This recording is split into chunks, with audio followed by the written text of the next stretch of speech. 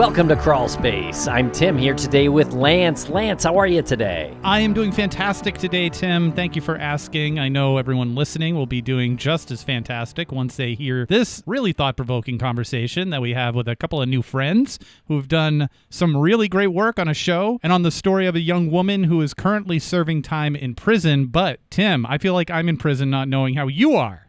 How are you? Thanks a lot for asking. I'm doing great. And I'm also very excited to introduce this conversation with Liz and Kristen Lepore.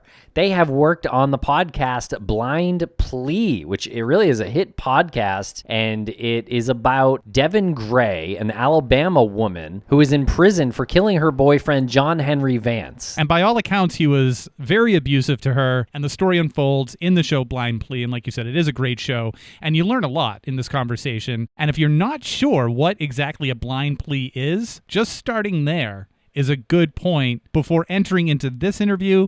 And if you haven't listened to the show yet, find out what that is, and it will probably take you a little bit by surprise. And what shouldn't take you by surprise is Crawlspace Premium. And you can now subscribe on Apple Podcasts. And if you're not an Apple user, you can subscribe at crawlspace.supportingcast.fm. What you get is ad-free episodes, early releases, and our weekly bonus show. And it's all bundled with Missing and our new podcast, Dark Valley. And speaking of that new podcast, Dark Valley, it does air every Friday, unless you are a subscriber, and you will get the entire first half, and now you will get the entire second half, except for the last episode, which we are going to give you early, but it's going to be probably like a week and a half to 2 weeks before the public. So it's not going to come in that second batch.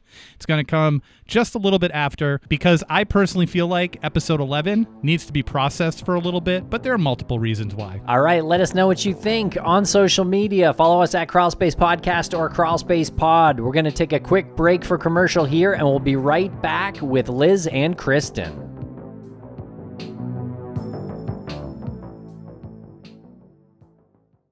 And a thank you to our sponsors. Back to the program. Welcome to the podcast, Elizabeth and Kristen. How are you both doing today? Good. Yeah, thank you. How about you guys? Yeah, we're doing great. We have a heavy-hitting lineup here. We've got Liz and Kristen. I'm kind of intimidated right now. You should be. Yeah. Oh, Liz says I should be. Great. Thanks for taking the time out of your day to join us. So you do the hit podcast Blind Plea, but before we get into that, I would love to learn a little bit more about both of you. I am a journalist. I cover gender and justice stories, so often about women in the criminal justice system. Lately, that's meant a lot of stories of women who defended themselves in abusive situations. I have worked across a lot of different media, TV, print, online, but this is actually my first podcast. So I'm learning a lot about the world of podcasting. It's been like an amazing experience, actually, just to be able to tell stories in this format, because I think you can just go so much deeper and tell stories with so much more nuance than a lot of other mediums. So I really love that. I think this podcast in particular was really exciting to me because it's investigative and there was a huge team working on it. And so we got to just dive really deep over the course of a whole year. And that's my favorite kind of story that you can like really spend time on and, you know, really go down every nook and cranny or crawl space. And yes, thank you for that. So yeah, go ahead, Kristen. My background's also in journalism. Way back when I thought I was going to be a magazine journalist before print was dead. And so shortly after that, I went to public radio and worked in newsrooms for a long time. And I think after the 2016 election, I was like, all right, I got to do something different. And that's when I got into podcasting. And so a lot of the podcasts that I've worked on are narrative, long form. They tend to look at systems, like kind of asking the question, like, what the F is going on here? And usually through a feminist lens. I think usually the answer to that question is it's usually like classism or sexism or racism or all three. And so those are the stories that I gravitate towards. And like Liz said, podcasting is kind of a dream for someone who wants to work on long form stories because you have just so much space to explore. I liked how you said that it was a more nuanced way to investigate and to broadcast these stories. And I'm wondering, between the both of you, I'm wondering if you ever see that as like a hindrance, that a podcast might get lost in the mix of all of the other investigative podcasts out there. How do you try to like stand out from the crowd there?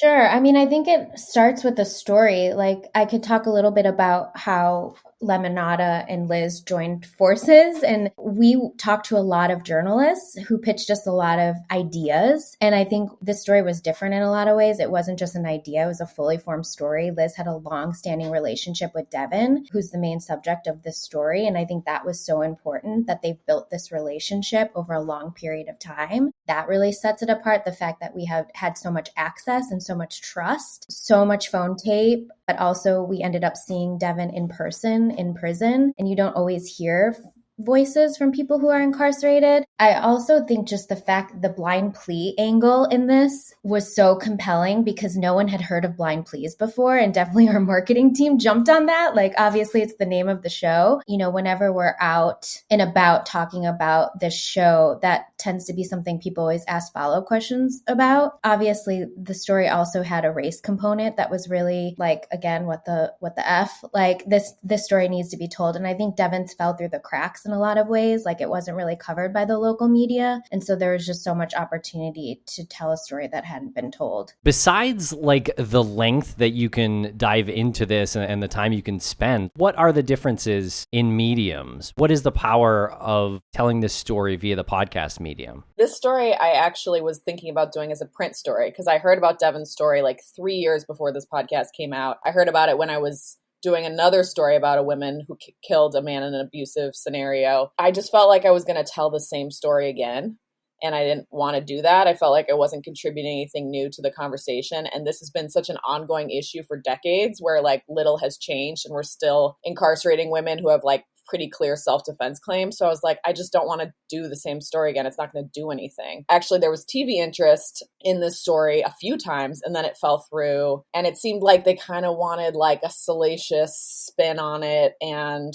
I don't know, it just didn't feel like the right fit. And I did do one documentary on a woman who killed her abuser, and it was great, but it was like a half hour, very tight. It basically just told the story of the quote unquote crime and gave like a larger, take away about how this was the problem, but we didn't have a lot of room to go deep. And I think one of the coolest things that I've found about podcasts is like, you're basically making 10 films if you're doing 10 episodes. And I was like, holy shit, this is like so much work because we're making like 10 consecutive movies almost in audio, interviewing like 1,000 people. One episode is about generational trauma. The next episode is about the prison system or the parole system. The next episode is about like these personalities, and you never know what you're going to get. And I think that's the part as a listener and as someone who now makes podcasts that I really love is how you don't know what's coming the next episode, and you can really just like maneuver around and really tell like a story is all of these things, right? It's not like some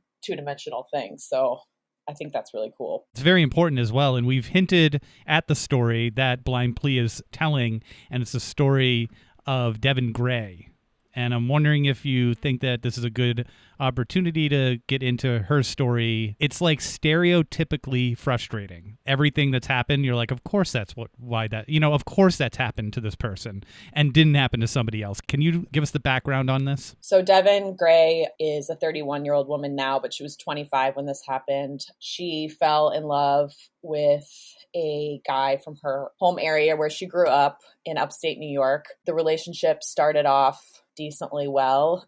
She was attracted to his like charisma and charm. Their moms actually lived catty corner to each other. She kind of fell in deep with this guy named John, as is the case in a lot of situations with domestic abuse. He ended up taking her away from her family and friends after a series of circumstances, and Devin had sort of a rough time with college and everything. He basically suggested that they go from upstate New York and take this insanely long bus ride down to Alabama where he's from. Devin agreed. He promised her that he was going to sort of build her dream home and all these big promises. They get down there and they're actually instead in this like really ramshackle property with a bunch of like busted up trailers. It's totally not what he said. They're basically like living in a tent with no water, and things kind of escalate from there over the course of their 6-year relationship, according to Devin. And there's lots of evidence to show that there was like very serious domestic abuse by John and a lot of alcohol use, all culminating in the crime that the show revolves around, which is Devin shot John in what she says was self-defense.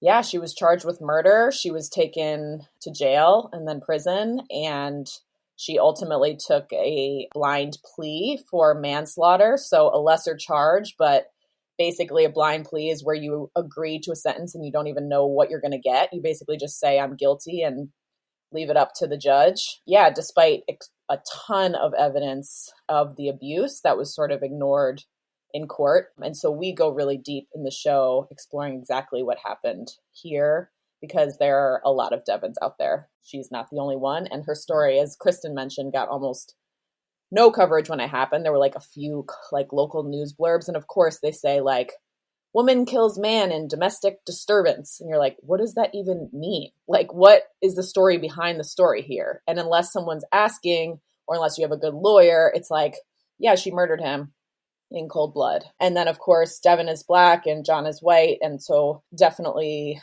dynamics of race came into play in her hearings, and gender for sure.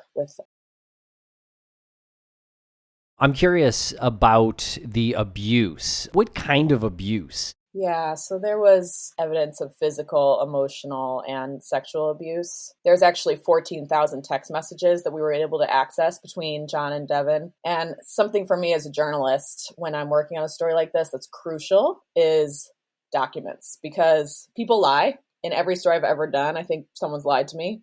A lot of people have lied to me.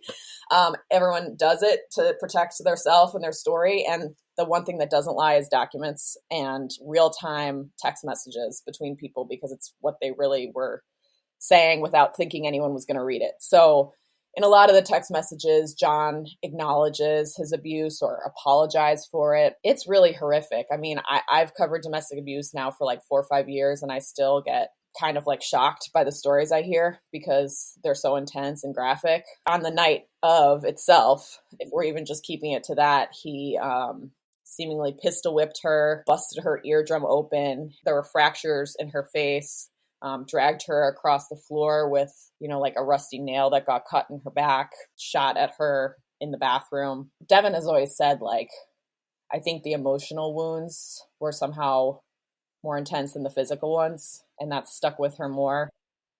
Yeah. And sexual too, which is really horrific as well. Yeah, and you drew some comparisons in the show to the abuse to like human trafficking and how that gets started. Yeah, so I've reported a little bit on human trafficking, and this story immediately reminded me of that, because the tactics of the abuser or the trafficker are often the same, which is to isolate and really get a victim away from everything they know, all of their touchstones, anyone they could ask for help. So by the end, and even really the beginning in Alabama, she couldn't really contact her family, her friends. They're many states away. John allegedly monitored her phone. He had surveillance cameras. And, in trafficking, that often happens as well, where a person just feels like there's no one they can even contact for help. And, sometimes it's physical isolation, and sometimes it's also just like fear, right? So like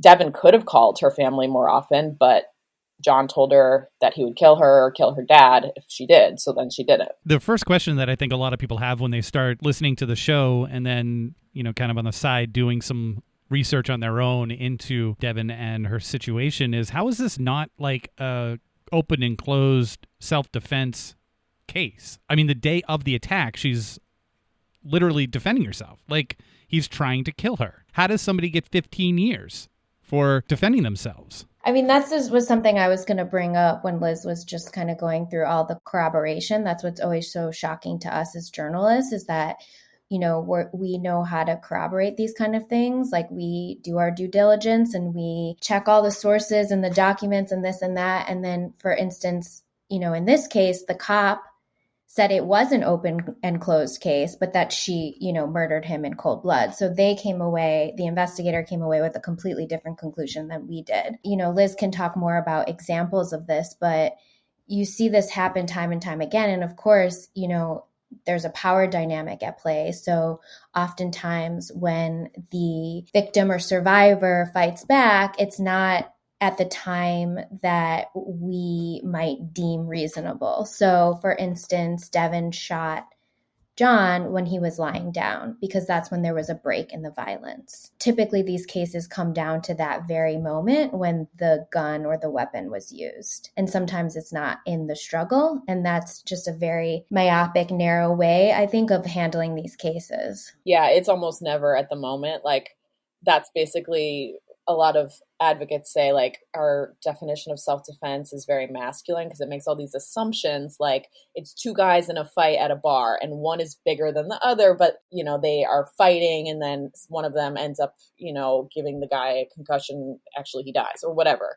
But it's like when it's an abuse situation, you have one person who's like significantly bigger than the other often, and the woman, maybe the only way she can defend herself is with a weapon. Again, it's not happening in the precise moment of violence. So you're not going to defend yourself at the exact moment when someone's strangling you. Like, that's not going to happen, but that would be self-defense. But if they strangle you and then you're able to get the gun after they move away from you and then you shoot them, that's not self-defense. I think that is something that I've always felt covering these cases, our system needs to do a better job at addressing. Like, what is imminent danger? So for Devin, her lawyer said, and other people said to us, Devin tells the truth to a fault. And so she said, like, they said, how much time passed before you shot him? And she was like, I don't know, maybe 5 minutes.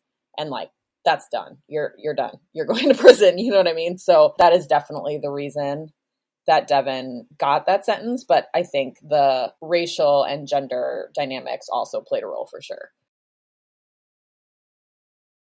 And something just outrageous that I want to underline is that the investigator didn't even believe that she was abused that night. Like, I think that's kind of the most enraging piece of tape, maybe in episode 2, is that he didn't even believe it, even though she had injuries and there were photos, etc. And we'll be right back after a quick word from our sponsors. Thanks to our sponsors, and now we're back to the program. I mean, it really goes back to like this. I don't want to get like all historic and angry about it, but go ahead. Like, how far can the husband beat his wife before it's illegal? I mean, there's still loopholes in this country for marital rape. Like, you can still do that to your wife. And that's like shockingly barbaric and disgusting. There should be something in place here. Like, it's not every single situation in a self-defense case is the same thing. So there should be something where it's like, okay, maybe she didn't shoot him right during the attack, but look at all of the evidence leading up to this, months and months and months of abuse. Like, that should come into play. And I just don't understand why changes can't be made in this. Is that part of the goal with the show, is to like push for change?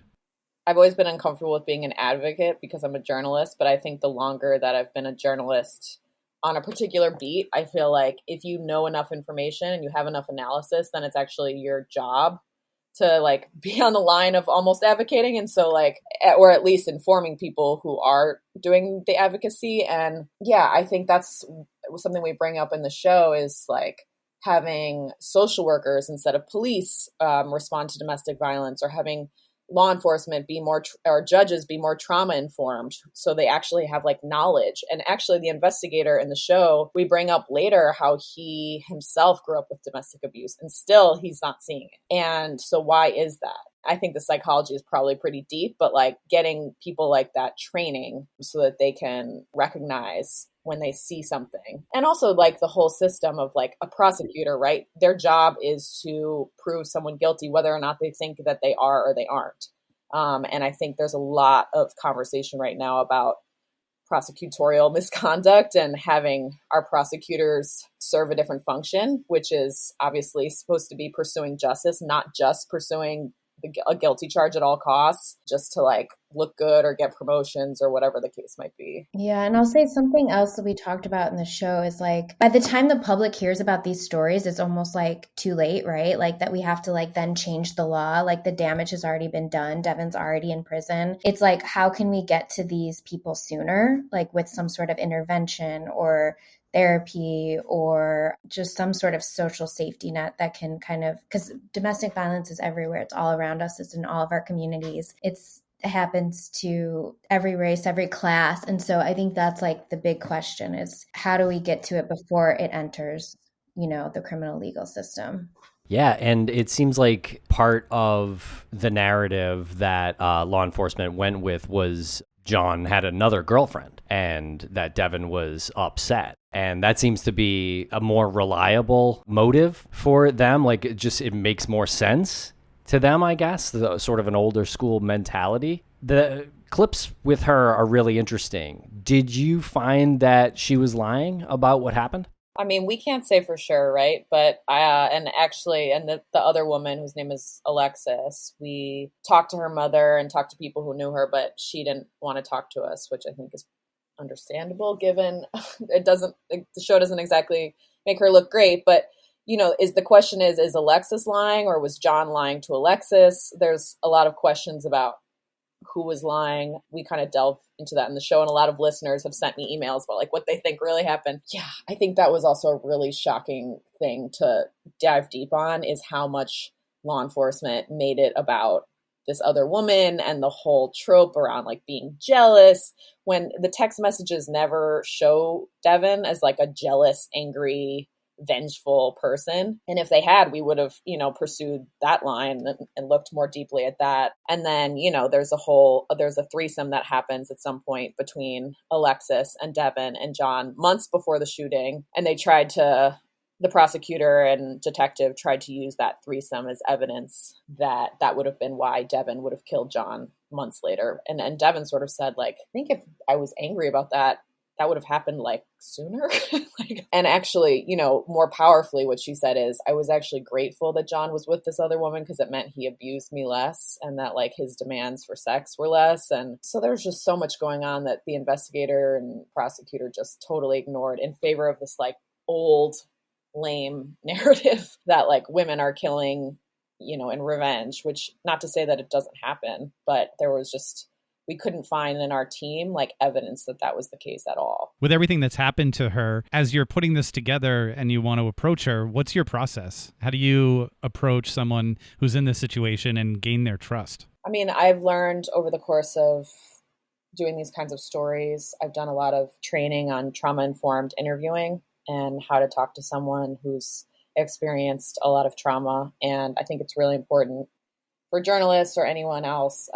Like there were things that I learned along the way from the initial stories I did. Like I remember a mistake that I still cringe about is like asking someone to repeat the story of the night of like many times because I needed to fact check it. I was writing a story for a big magazine and I was just like wanted to make sure I had every detail correct. And I just like kept going over it with her. I think one of the times that I did, she burst out crying and I think that was the point in which I took it upon myself to like really get some deeper training on it. And I think obviously that's an example of re-traumatizing someone as you're interviewing them. And so with this podcast, I actually never interviewed Devin about the night of until like a year into us talking. I didn't need to because I had all these documents and I had her interviews. I just was like, we're going to wait until it's important and then we'll get her voice on it. And we did talk to her about it several times. We didn't like go over it a million times. Also just gaining someone's trust, being like a real human and like genuinely caring about their story is just paramount. And, I do care a lot about Devin, and we talked for a long time about nothing. Like I just would ask her about like, what's up with your day? Like, what'd you eat today? And she would like ask about my niece, like just having normal conversations and not really re-traumatizing someone is like the most important thing in this kind of journalism to me. Well, I'll just say from an audio perspective, like when I first started listening to the phone calls with Devin and Liz, those were some of my favorite moments. It wasn't the moments about the crime or, the night of. It was just like hearing about Devin's life in prison and just hearing about like what music she listens to and like how she feels about love and like how she eats nachos in prison and how exciting that is on her birthday. Like just those kind of like mundane moments, hearing her be a real person and the ups and downs of like being incarcerated, like those were some of the like best moments to listen to as well. And a follow-up on that, behind the scenes, was the difference in race between the two of you ever an issue? I don't think Devin would say it was, because when I've asked her about it, she grew up in a predominantly white community and she's just sort of like dismissive of it. But I think, it always matters, right? Like there's stuff I I wouldn't get. And I think Kristen has been like an amazing leader on this team and just making sure there's a ton of diversity on this podcast team. I think that was like really crucial in telling this story well and doing it right. I think like every member of the team just really contributed like really important context and helped push us in our thinking. Yeah, it probably wouldn't have been great for like a 10-person white team to make this story. It just would have been lacking for sure. Tell us about just Blind Pleas. I know it is the name of the show. What is it? Why is it used? And how did Devin accept this blind plea? We researched blind pleas for a while, and one thing that I found startling was how many experts I called. They were experts in plea bargains. They were experts in sentencing. They were experts in criminal justice. And they were like, I don't know what a blind plea is. I honestly don't know what you're talking about. My theory after looking into this for months is actually that blind pleas primarily take place in the Midwest and the South. And we have kind of a bias in our media field towards the coasts, like New York and LA and things like that. So a lot of the experts I was originally calling were in those places where blind pleas are more rare or don't happen at all. But they're actually very common in some jurisdictions and a little rarer in others, like Oklahoma, for example, does a ton of blind pleas. Alabama does a lot of blind pleas. Illinois, where I live now, does a lot of blind pleas. And they have other names too, like open pleas or pleading straight up. And basically, you are just throwing yourself at the mercy of the judge. So you have decided with your lawyer, and the prosecutor has agreed as well, that you're going to take this plea deal and you're going to say, I'm going to plead guilty to manslaughter or murder or whatever the case might be, maybe a DUI. And you can sentence me to anything within this range of like whatever the guidelines are. And the judge picks where that falls. So to me, I think we compare it to like a demented game show in the show, because it's like, but you're like spinning the wheel for your life and like how many years you're going to get. I just find that so wild. And I think maybe people don't know that plea bargains actually make up like the vast majority of how our cases get adjudicated in this country. So it's not like most things go to trial, like whatever we see on TV, trials are so rare. Most people take plea bargains, and then there's a segment of that they're taking these blind pleas. And it's often when you basically decided that if I go to trial, it's going to be a lot worse for me, and the judge is a better option for whatever reason. And we found in this case, like her lawyer, Devin's lawyer, knew the judge. And so he basically was like, I think the judge is going to do me a solid because he got me a job back in the day. I know him. So let's just go this route. And we found that pretty disturbing. Like it's kind of like a good old boys club of basically like, I know you, you know me. So I'll give her less than 20 years. You know what I mean? That just doesn't feel like justice. And I think that was the part that we really wanted to explore and talk about on the show, because it just feels like a very undercovered area. And I'll just add, I don't think that Devin's case is the only case in which that happens. Like some of the other lawyers we talked to in Alabama, that's what they said was usually there's a conversation with the judge ahead of time. I'm not going in totally blind. I know this judge, and we had a conversation off the record. So here's how I think it's going to go, which, yeah, it's pretty effed up that you have to have some sort of relationship or in. We'll be right back after a quick word from our sponsor. And a thank you to our sponsors. Back to the program. Have you found examples where it worked out for the person who pled guilty, like worked out better for them too, though? I mean, Devens might be an example of that. She got 15 years, and had she gotten 16 or more, she would have had to serve every single day of her sentence.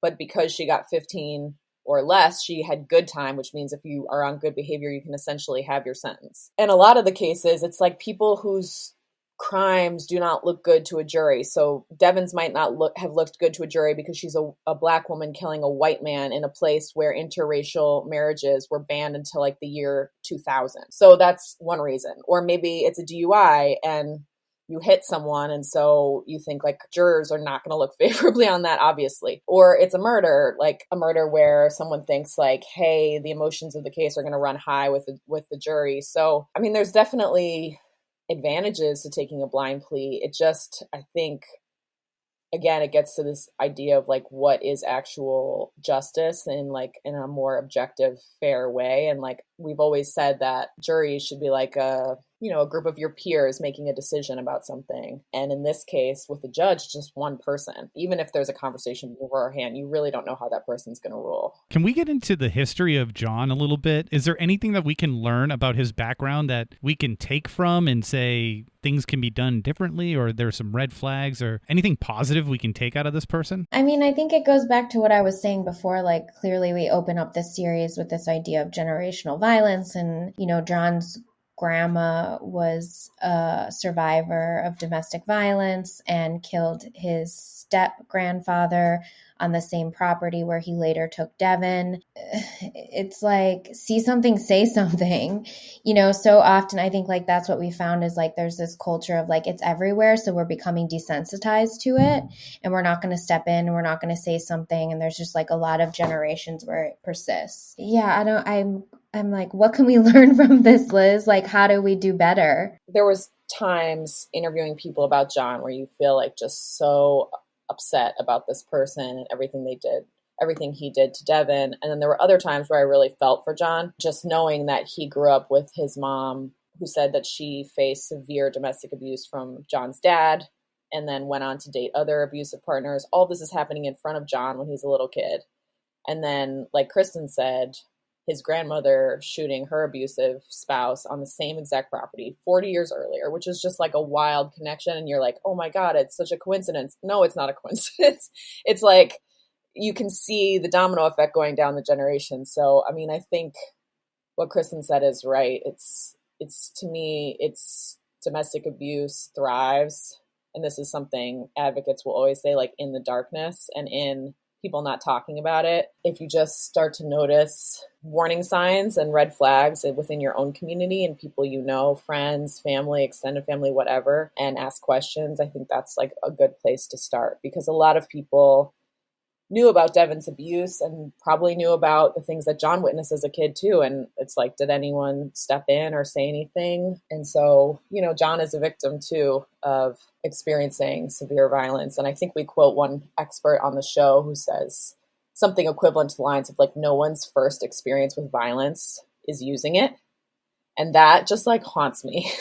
Like basically they've had violence inflicted upon them first. I think that is what I think about a lot with John. What happened legally when his grandmother shot his grandfather? Her name is Mama Cat, his grandmother, and she went to trial. And according to John's aunt, it was the shortest trial she's ever seen in her life. I think she was up for a hefty sentence and she got nothing and walked away free. On self-defense. But Mama Cat was white, and also Mama Cat said that she defended him in the moment of violence. Which, Devin could have said too. And did Mama Cat defend him in the exact moment of violence? Maybe, maybe not. But basically she said she took her pistol out of her purse and shot him. I can't help thinking Devin should be a free woman today. So what is Devin's sentence? I know 15 years, and then when is she eligible? She was denied parole immediately too, right? Kristen was actually at the parole hearing where she was denied parole and sat in on that. Gosh, where do I begin? I mean, basically there was no one there in support of Devin. Devin can't go to her own parole hearing. The defendant's family could come. The victim, in this case, John, his family could have came, but neither side showed up. So it was just really the state that was there to speak on their behalf. It was kind of like crickets, and it went by really fast. The parole board, there were only 2 parole board members there that day deciding her fate, and they decided in 5 minutes that she would not get off on parole. And so, yeah, I don't want to get too much in the weeds, but essentially parole is a huge problem in Alabama right now, and it's just dropped to historic lows where there's evidence that these people won't reoffend and they're still not getting let out. And so Devin was just an example of that. And so after the parole hearing, her release date was set to April 2024. And there are a lot of developments in that realm in Devin's case, so y'all will have to listen to the end to follow along and figure out and find out what happens with her. Kristen, are you sure you don't want to get into the nuances and the intricacies of parole in Alabama at minute 40 of this conversation? It's so complicated and it's so daunting. Like, it's just so convoluted and sad, really. Like there were so many, I sat through a day of parole hearings, no one got off. And I spoke to a lot of family members who were just devastated. One man in particular who was in for an armed robbery when he was 16 years old was still in prison in his 30s, and his whole family was there. His younger sisters were there, and it was just devastating. He's been in for, 15 plus years for an armed robbery when he was a teenager, and no one was hurt. No one was injured. It wasn't like a murder, So yeah, it's rough, but I encourage y'all to listen to episode 8. I'm wondering if there's a turning point that you both had, I guess, in the production of the show. Not so much like, listen to episode 4 because that's a turning point, but for yourselves, like emotionally, did you have this moment during the production where you realize like something, like some turning point? I mean, I would say that this whole time we were like starting off on this, right? We had like the story of Devin, right? And like, why was she punished was kind of like the question, but so much more happened. And I think it all revolves around the ADOC, the Alabama Department of Corrections, where like we knew from the beginning that it was convoluted and that they weren't quite playing by the rules, but like as the podcast unfolded and as our reporting unfolded, like it was like, holy shit. The things that started to happen were so unfortunate for Devin, but from a journalist perspective, it was like, oh my gosh, like we are really showing and not telling at this point. And so I think that was big for us. Like you just couldn't believe it was happening, and there was just so much to explore. Like usually once you get to the end of a series, you're like tying it up in bows, and like that was not happening at all with this series. And in episode 8, when we get into the parole hearing, there's also like a pretty dramatic scene where myself and one of our team members almost get arrested for trying to visit Devin in prison. And I think that was a turning point for me, just to realize that I had become emotionally invested and really upset by just the cumulative effect of covering these cases for so many years and seeing the same thing happen again and again. And just the kind of bureaucratic machinations that really had like devastating impacts on people's personal lives, how little people knew about that. Like, I think we think of prison and we're like, oh, we know it's bad because it might be like prison fights and you have to like sleep on the ground and you're, away from your family. And like, we know all this, but we don't know is all of these like nitty gritty, like bureaucratic snafus that actually like ruin people's lives over and over again. And like Kristen said, that's kind of something that we were able to show in real time. And I think it's like wild when people start to see it. And it's like, oh, these little things that go to like break a person down, like that is what prison does to you, almost more than like any big, like abuse scandal in a prison or something. So I think that's something that's like harder for people to wrap their heads around. But I think that was like a turning point for me, that it was breaking me down. I'm outside, fine, happy, like whatever. Yeah, I think that was the turning point.